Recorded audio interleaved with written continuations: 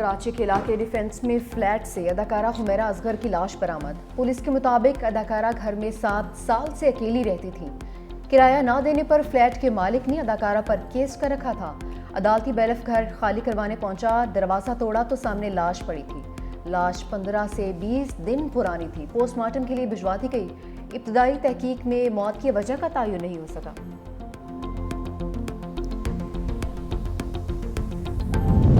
फैसलाबाद के इलाके सरहाली में साइबर क्राइम की कार्रवाई। साबिक चेयरमैन फेस्को के डेरे से 70 गैर मुल्की बाशिंदों समेत 100 से ज्यादा अफराद हिरासत में ले लिए। साइबर क्राइम सर्कल के मुताबिक गैर मुल्की बाशिंदे शहरियों को स्कीमों का लालच देकर ऑनलाइन फ्रॉड में मुलव्वस थे। डेरे से कंप्यूटर्स और मुख्तलिफ डिवाइसेस तहवील में ले ली गई।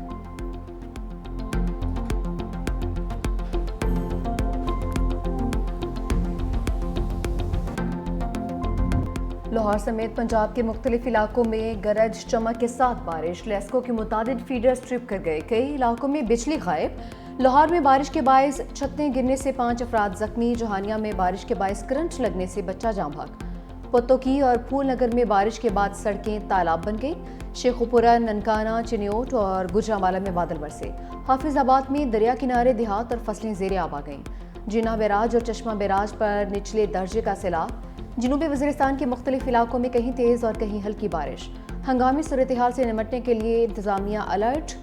आइंदा 24 घंटों के दौरान पंजाब में शदीद मानसून बारिशें मुतवक्के हैं। PDMA की जानिब से अलर्ट जारी कर दिया गया है। कराची के मुख्तलिफ इलाकों में भी रिमझिम।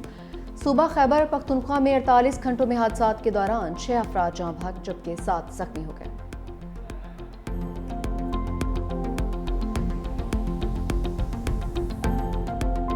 जो है इन्वेंट हो गया और उसके पीछे एक एस्टेब्लिशमेंट थी जिसमें जुडिशियल एस्टेब्लिशमेंट और मिलिट्री एस्टेब्लिशमेंट ने मिलकर मियां नवाज शरीफ को घर भेज दिया, उनके खिलाफ केस बनाए, उनको कैद कर। ये मिलिट्री एस्टेब्लिशमेंट और सिविलियन एस्टेब्लिशमेंट इस मुल्क को जो है मिलके इस सारे बहरान से बाहर निकाल रही हैं, जहां पे सारी चीजें मफकूद हों, जो नॉन एग्जिस्टेंट हों। आप कहते हैं मियां नवाज शरीफ इंटरवीन करें, बस बताएं ना, जरूर हो, लेकिन कहीं पे किसके साथ इंटरवीन करें? इन लोगों के साथ।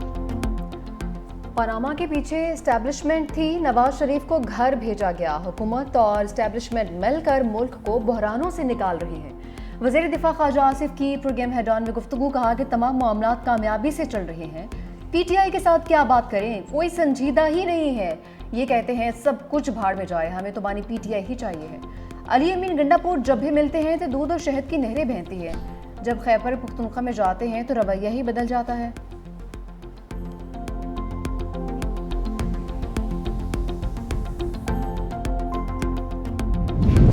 बानी PTI और बुशरा बीबी की 190 मिलियन पाउंड केस की जल्द समाअत की दरखास्तें इस्लामाबाद हाईकोर्ट में दायर। बानी से बहनों अलीमा खान और नौरीन न्याजी की मुलाकात। अलीमा खान ने मीडिया से गुफ्तगू में कहा, बानी ने हुकूमत मुखालिफ तहरीक के लिए 5 अगस्त की तारीख दे दी। 5 अगस्त को बानी को जेल में 2 साल हो जाएंगे। बानी जेल से एहतजाज लीड करेंगे। नवाज शरीफ को तो घर वाले नहीं पूछते तो बानी से मिलकर क्या करेंगे? नौरीन न्याजी ने कहा, बानी के साथ वो कुछ हो रहा है जो किसी कैदी के साथ नहीं होता।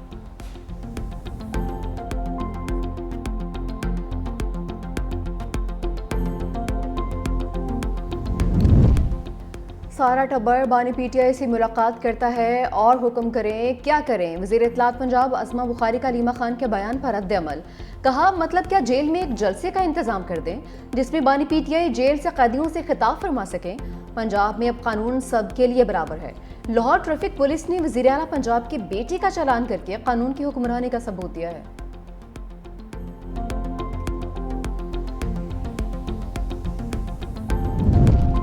बैरिस्टर गौहर खान, सलमान सफदर और जहीर अब्बास चौधरी की भी बानी से मुलाकात। चेयरमैन PTI बैरिस्टर गौहर कहते हैं, हमने मुज़ाकरात से कभी राह फरार इख्तियार नहीं की। बानी PTI ने हमेशा मुज़ाकरात का कहा है। कोशिश है इस वक्त ही मुज़ाकरात का सिलसिला आगे बढ़े। बोले, जिन लोगों से बातचीत होनी चाहिए कोशिश है उन्हीं से बातचीत हो। ज़राए के मुताबिक बानी से मुलाकात में बैरिस्टर गौहर ने वज़ीर आज़म पाकिस्तान की जानिब से मुज़ाकरात की पेशकश बारे भी बानी को बताया। 26वीं आईनी तरमीम के बाद अदलिया की पोजीशन से भी आगाह किया।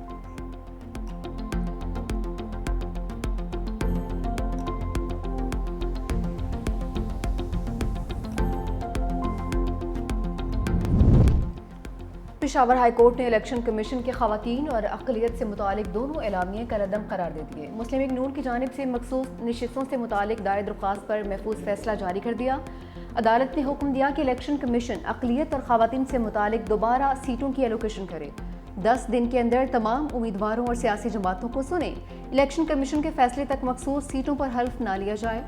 दूसरी जानिब KP से कौमी असम्बली की खवातीन की 2 मखसूस खाली सीटों के लिए शेड्यूल जारी। कागजात नामजदगी जमा करवाने का सिलसिला कल से शुरू होगा, जो 10 जुलाई तक जारी रहेगा। 24 जुलाई को उम्मीदवारों की हतमी फहरिस्त जारी की जाएगी।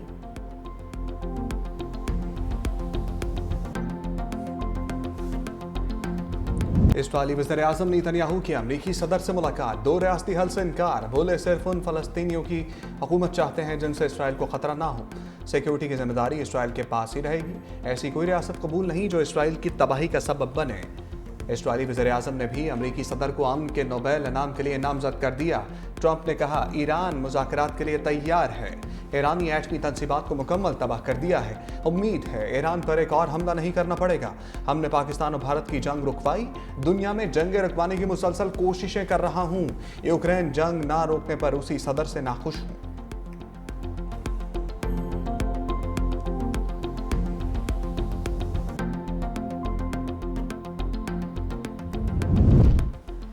नेतन्याहू की ट्रंप से मुलाकात धोखा और सब पहले से तयशुदा है। इसराइल ने दोबारा हमला करने का मंसूबा बना रखा है। ईरानी फौज हाई अलर्ट। ईरानी टीवी का इस हवाले से कहना है कि सदर ट्रंप दोबारा हमले के मामले पर इसराइल के साथ हैं। ईरानी फौज के तर्जुमान कहते हैं इसराइल ने हमला किया तो जवाबी कार्रवाई पहले से ज्यादा सख्त होगी। ईरानी सुप्रीम लीडर की मुशीर जनरल याहिया रहीम सफ़ी के मुताबिक खुफिया जगहों पर हजारों मिसाइल और ड्रोन्स दिफा के लिए मौजूद हैं।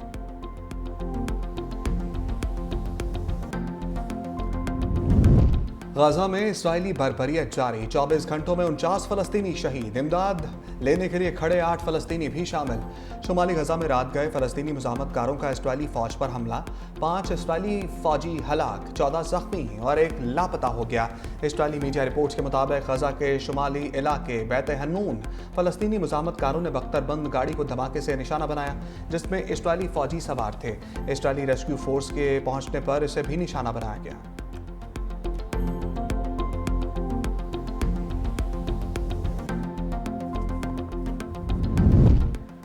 गजा में जंगबंदी के लिए कोशिशें, दोहा में हमास और इसराइल के दरमियान मुज़ाकरात का तीसरा दौर भी बेनतीजा खत्म, कोई पेशरफ्त नहीं हो सकी। चौथा दौर आज होगा। व्हाइट हाउस के मुताबिक अमरीकी एलची विटकोफ इस हफ्ते दोहा जाएंगे। इसराइली वज़ीर दिफा इसराइल कार्ड्स का कहना है कि हमास के साथ 60 रोज़ा जंगबंदी हो जाएगी, 75% गजा खाली कर देंगे। हमास के साथ जंगबंदी में 10 जिंदा यरगमालियों की रिहाई यकीनी बनाई जाएगी और मुर्दा असीरों की बॉडीज भी वापस लेंगे।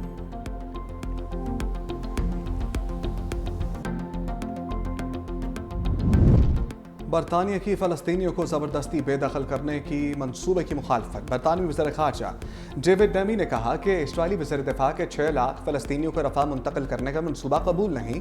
इस तरह के बयानात जंग बंदी की राह में रुकावट हैं।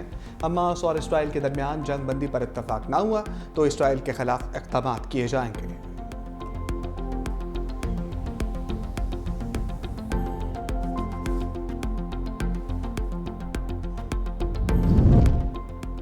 ईरानी वज़ीर ख़ारजा अब्बास इराक़ची की सऊदी अरब आमद, मक्का मुकरमा में सऊदी वज़ीर ख़ारजा फैसल बिन फरहान से मुलाकात, खित्ते की ताज़ा तरीन सूरत हाल और अमन अमान के लिए की जाने वाली कोशिशों पर तबादला ख्याल। मुलाकात में इसराइल के ईरान पर किए गए हमलों पर भी बातचीत की गई।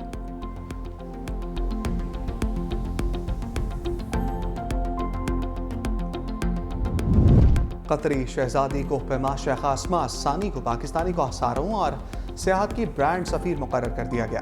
वज़ीर-ए-आज़म शहबाज शरीफ ने कतरी शहजादी को ब्रांड सफ़ीर मुकर्रर किया। कहा कतरी शहजादी को पाकिस्तान के पहाड़ों सियाहत की ब्रांड सफ़ीर मुकर्रर करते हुए खुशी हो रही है।